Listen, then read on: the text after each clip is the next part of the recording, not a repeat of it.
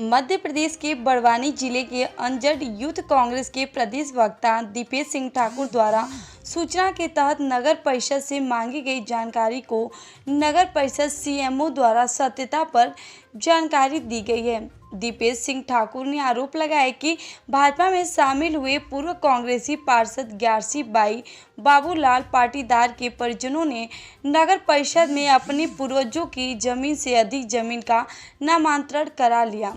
प्राप्त जानकारी के अनुसार लगभग 4900 स्क्वायर फीट जमीन पूर्वजों के नाम थी, लेकिन जब उसके बंटवारे किए गए तो जमीन 5900 स्क्वायर फीट हो गई तथा उनको और उनके पुत्र के नाम पर 2 प्रधानमंत्री आवास भी स्वीकृत कर दिया गया। इसकी शिकायत जब नगर परिषद में वर्तमान रिपोर्ट के अनुसार उसका पंचनामा बना दिया गया और सबको गुमराह किया गया। इन माफियाओं को आज भाजपा संरक्षण दे रही है।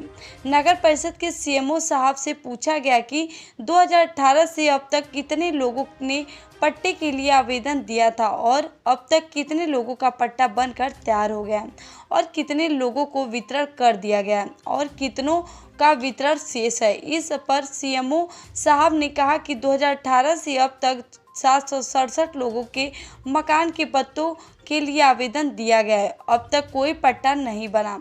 453 हितग्राहियों के पट्टे बनाना शेष है एवं 314 पदों के आवेदन अपात्र हैं। लेकिन सत्यता यह है कि पूर्व मंत्री बाला बच्चन जी ने 2019 में कुछ लोगों को पट्टे बांट दिए गए थे और कुछ लोगों के पट्टे बना शेष रह गए। देखिए बड़वानी से अमजद मंसूरी की यह रिपोर्ट। से जब पूछता हूँ कि भैया ये टीन शेड नगर परिषद में किसने बनाया, तो वो कहते हैं कि जो नगर परिषद में फटका मशीन स्थापित करने का टीन शेड बनाया है वो निकाय के द्वारा नहीं बनाया, ना निकाय ने आदेश दिया है। तो मैं ये पूछना चाहता हूँ क्या नगर परिषद अंजड़ में कोई भी व्यक्ति फटका मशीन के लिए या कोई भी टीन शेड बना सकता है, या फिर वो फटका मशीन का जो टीन शेड बना वो किसी व्यक्ति ने यदि बनाया है तो नगर पालिका को क्या उसने दान दिया है, और दान दिया तो उसके लिए मुझे प्रमाण पत्र बताए, नहीं तो अभी जो टीन शेड बना है उसको कल करते ऐसा ना हो कि उसकी फर्जी बिल निकालकर जो नई परिषद बनी है उसको लूट के खा जाए और नगर परिषद अंजड़ की जनता को धोखा दे।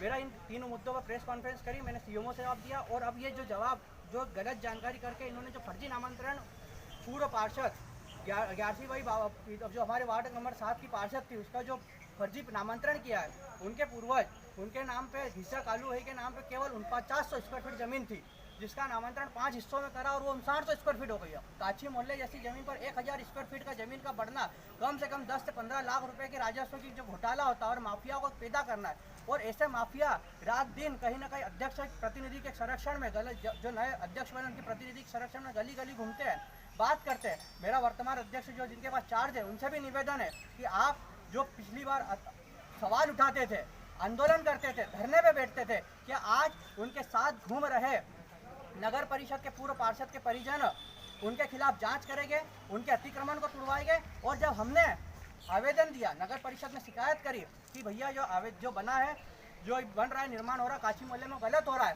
तो सरकार के दबाव में एसपी के पास हमारी शिकायत करती। मेरे साथ 12 लोग जो काशी मोहल्ले के निवासी है उनके खिलाफ मानहानि का केस का दावा करते हैं पूर्व पार्षद के प्रतिनिधि, और कहते हैं कि हमारी जानकारी सही है।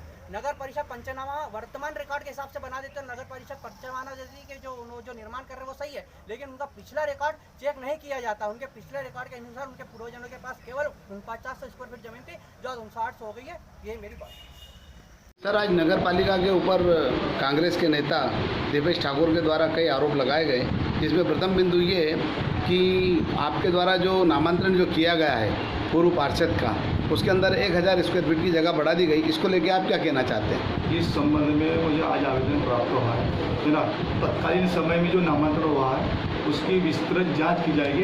जांच के उपरांत क्या सत्यता है वो उसके बाद में हम बताएंगे कि मतलब इसमें क्या स्पष्टता है ना। इसके पहले आप जांच के बिना पूर्व हम नहीं बोल सकते कि गलत हुआ कि सही है। दूसरा बिंदु इसके अंदर एक ये आ रहा है कि जो पट्टे वितरण के जो आरोप लगे हुए हैं कि पट्टे वितरण में आरोप ये लगे कि 700 लोगों के आवेदन आपको प्राप्त हुए, 400 लोगों के स्वीकृत हुए हैं और 300 लोगों के पट्टे अपात्र पाए गए हैं, जबकि पूर्व गृह मंत्री बाला बच्चन ने यहाँ पे कई लोगों को पट्टे बांटे थे। तो उन संख्या को लेकर के भी काफ़ी असमंजस की स्थिति, इसको लेके आप क्या कहेंगे? उसमें ये हुआ है कि मेरे जो भी पट्टा वितरण का प्रभारी है उससे बात करी है कि भाई अपने पास अभी वर्तमान था जितने भी पट्टे जारी हुए थे क्या 7% हितग्राहियों को वितरण हो चुके हैं या शेष है? उनका कहना है कि हमारे पास अभी वर्तमान में कोई भी ऐसा पट्टा नहीं है कि जारी हो चुका और संबंधित को हमने वितरण नहीं किया। लेकिन उनके तो आरोप है कि वो पट्टों की कोई जानकारी नगर पालिका के पास में नहीं है। इस बिंदु पर भी हम और फिर से जांच कर लेंगे, अगर शेष बचे होंगे तो उस पर हम वितरण की कार्रवाई करेंगे। रही बात फटाका हाउस की, जो नगर परिषद के अंदर बना हुआ है, ये किसने बनाया और किसके कार्यकाल में बना है, और इसकी कोई ASTS या कोई इसका बिल निकला है या प्रस्ताव ठहरा हुआ है क्या? ये तत्कालीन समय में जब मेरी पदस्थापना के पूर्व का मामला है। ये फटका मशीन के लिए जो सेट बना है, ये अभी वर्तमान में इस संबंध में कोई नस्ती तैयार नहीं, और न कोई इसका एस्टीमेट बना है, न कोई TSD है। ये जिसने भी बना है वो बिना TSES के बना दिया है।